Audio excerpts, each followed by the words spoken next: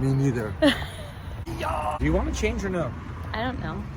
I got a dot on my shirt and now you can just see it. I think one of the kids stuck their little sticky fingers in there.